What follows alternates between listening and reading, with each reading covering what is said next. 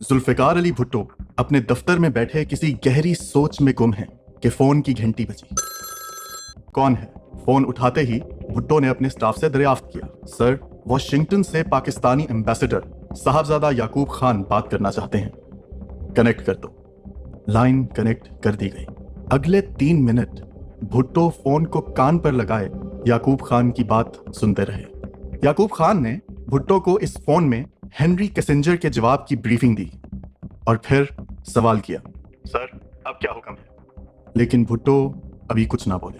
कमरे में कुछ देर के लिए सिर्फ ऊपर चलते पंखे की आवाज सुनाई देती रही। ठीक है, ये कहकर भुट्टो ने फोन बंद कर दिया।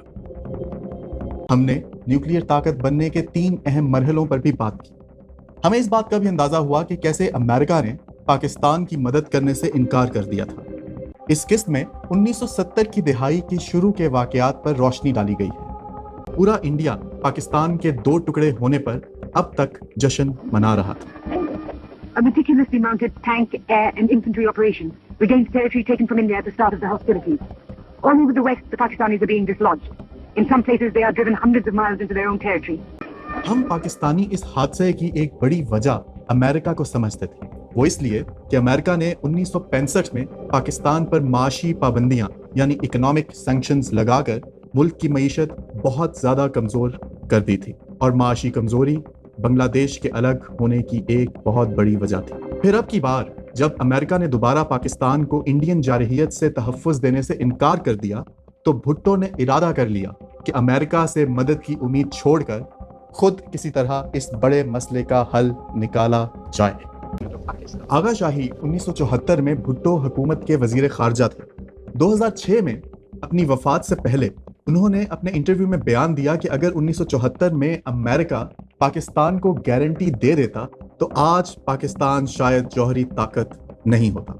लेकिन अमेरिका ने पाकिस्तान को इस मामले में कोई मदद नहीं दी, और तो और ना ही जौहरी धमाके करने के बाद इंडिया पर कोई पाबंदियां यानी सैंक्शंस लगाई गईं।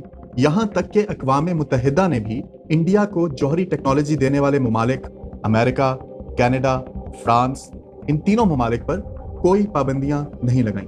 कनाडा और फ्रांस तो इंडियन न्यूक्लियर धमाके के बाद भी इंडिया को जौहरी पावर रिएक्टर, रिप्रोसेसिंग प्लांट्स और जौहरी ईंधन बेचते रहे थे। आगा शाही बताते हैं कि इंडियन धमाके के बाद भुट्टो ने पाकिस्तानी जौहरी साइंसदानों को फौरन अपने दफ्तर में बुलाया और पूछा कि सच सच बताओ, क्या हम न्यूक्लियर बॉम्ब बना सकते हैं या नहीं? लेकिन उसका जवाब यही मिला कि हम बनाने की कोशिश कर रहे हैं सर, लेकिन इसके लिए बहुत